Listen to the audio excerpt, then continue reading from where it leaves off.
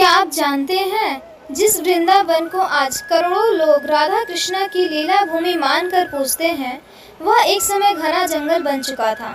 लीला स्थल मिट चुके थे और कोई नहीं जानता था कि रास लीला की वह दिव्यता कहाँ छिपी बैठी है। लेकिन फिर एक संत आए जिन्होंने उस भूली हुई भूमि को दोबारा जगा दिया। उनका नाम था श्री चैतन्य महाप्रभु। एक ऐसा नाम जो सिर्फ संत नहीं बल्कि प्रेम, संकीर्तन और कृष्ण भक्ति का जीवंत स्वरूप था। आज की वीडियो में हम श्री चैतन्य महाप्रभु जी की जीवनी बताएंगे। हम आपको उनके जीवन की कुछ अद्भुत घटनाएं बताएंगे और बताएंगे कि उन्हें वृंदावन की खोज कैसे की। महाप्रभु का जन्म 1486 में बंगाल के नवद्वीप नाम के नगर में हुआ था। उनकी माँ का नाम सची देवी और पिता का नाम जगन्नाथ मिश्रा था। बचपन में उन्हें निमाई कहा जाता था क्योंकि उनका रंग नीम के फूल जैसा था, लेकिन रंग से ज्यादा उनका स्वभाव लोगों को चौंकाता था। वो बहुत छोटे थे पर पंडितों से तर्क कर लेते थे। बोलते भी थे ऐसे थे कि सुनने वाला सुनता ही रह जाए। लोग कहते थे कि यह वाकई साधारण बालक नहीं है, कुछ तो विशेष है इसमें, और वाकई था भी। समय बीता, निमाई बड़े हुए और बड़े होकर नवद्वीप के सबसे बड़े विद्वान बने। तर्क, वेद, शास्त्र, भाषाएं सब में अद्वितीय। लेकिन उनके जीवन की असली दिशा तब बदली जब वे अपने पिता के श्राद्ध के लिए गया पहुंचे। वहां उनकी मुलाकात हुई ईश्वर पुरी जी से। ईश्वर पुरी ने उन्हें हरि नाम महामंत्र की दीक्षा दी। हरे कृष्ण कृष्ण कृष्ण हरे हरे, राम हरे राम हरे हरे। जैसे ही यह महामंत्र उनके कानों से हृदय तक पहुंचा, निमाई बदल गए। अब वे केवल तर्क नहीं करते, वे अब रोते गाते और कृष्ण कृष्ण पुकारते रहते। गया से लौटते ही वे हर गली, हर नदी, हर वृक्ष में कृष्ण का दर्शन करने लगे। वह कहते, मैं कृष्ण को कहाँ ढूंढूं? वह तो मेरे हर आंसू में बह रहे हैं। उनके पास आने वाला हर व्यक्ति एक अनोखी ऊर्जा का अनुभव करता था, जैसे प्रेम की लहरें फैल रही हो। नवद्वीप के कर्मकांडी ब्राह्मणों ने इस हरि नाम संकीर्तन का विरोध किया, क्योंकि वे मानते थे कि भक्ति का अधिकार केवल ब्राह्मणों को है, निम्न जातियों को नहीं। चैतन्य महाप्रभु ने इस धारणा को तोड़ दिया। वे हर किसी जाति को भक्ति में भागीदार बना रहे थे। इससे क्रोधित होकर कुछ ब्राह्मणों ने नवाब के काजी से शिकायत की। नवद्वीप उस समय बंगाल सल्तनत के अंतर्गत था और वहाँ का काजी था। सरकार के अधीन मुस्लिम प्रशासक काजी ने संकीर्तन को अशांति फैलाने वाला शोरगुल कहकर इसे बंद करने का आदेश दिया। एक रात संकीर्तन के दौरान काजी के सिपाहियों ने लोगों को पीटा, मृदंग फोड़ दिए गए, घरों पर हमला किया गया। अगली रात चैतन्य महाप्रभु ने एक अद्भुत निर्णय लिया। सन 1511 की एक अमावस्या की रात को वे हजारों भक्तों को लेकर मसालों और मृदंग के साथ खुद काजी के घर पहुंच गए। लेकिन हाथों में कोई हथियार नहीं था, बस प्रेम और भक्ति का बल था। उन्होंने काजी से शांति से संवाद किया। उन्होंने पूछा, क्या भगवान का नाम लेना अपराध है? काजी उनकी वाणी और प्रभाव से प्रभावित हो गया। उसने आगे से कभी संकीर्तन को न रोकने की कसम खाई। अब संकीर्तन केवल नवद्वीप में नहीं, बंगाल, उड़ीसा, बिहार तक फैलने लगा। लोग उन्हें अब गौरांग महाप्रभु, नदिया के नटवर, नागर और प्रेम अवतार कहने लगे। लेकिन चैतन्य महाप्रभु जानते थे, संकीर्तन को पूरे भारत में फैलाने के लिए उन्हें संन्यास लेना होगा। लोग साधारण गृहस्थों की नहीं, लेकिन सन्यासियों को बात गहराइयों से सुनते हैं। इसीलिए उन्होंने 24 वर्ष की उम्र में ही सब कुछ छोड़ दिया।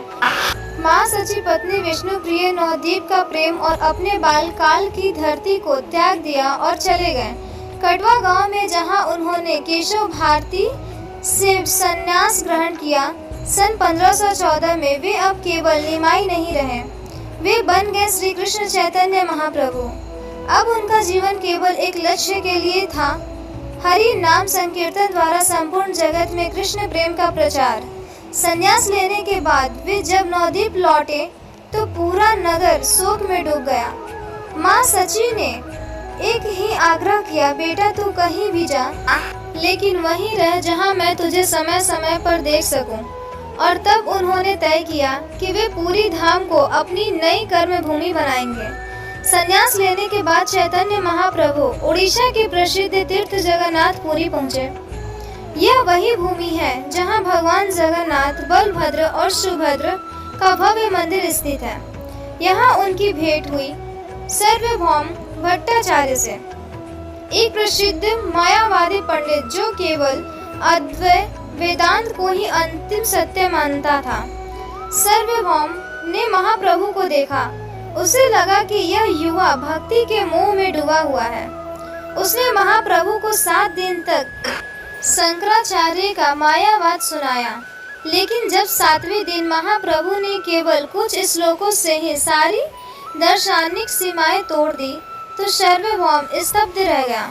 वह उनके चरणों में गिर गया और कहा, आप केवल भक्त नहीं, स्वयं भगवत स्वरूप हैं। उस दिन से सार्वभौम भी हरे कृष्ण का गायक बन गया। प्रभु ने पूरी भूमि को अपना स्थायी निवास बनाया। यहाँ से उनका जीवन 3 भागों में विभाजित हुआ। प्रथम 6 वर्ष प्रचार, मध्य के 6 वर्ष यात्राएं और शिक्षाएं, अंतिम 6 वर्ष एकांत साधना और राधा भाव में लीनता। जगन्नाथपुरी की रथ यात्रा विश्व प्रसिद्ध है। सन 1515 की रथ यात्रा के समय जब रथ चला नहीं तो चैतन्य महाप्रभु ने सामने आकर हरे कृष्ण संकीर्तन करना प्रारंभ किया। जैसे ही उन्होंने नृत्य आरंभ किया, रथ स्वयं चल पड़ा।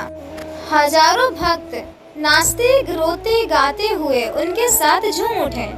वो दृश्य आज भी पूरी की स्मृतियों में जीवित है। अब महाप्रभु ने संकीर्तनों को संपूर्ण भारत में फैलाने का संकल्प लिया। उन्होंने पद यात्रा द्वारा दक्षिण भारत की यात्रा आरंभ की।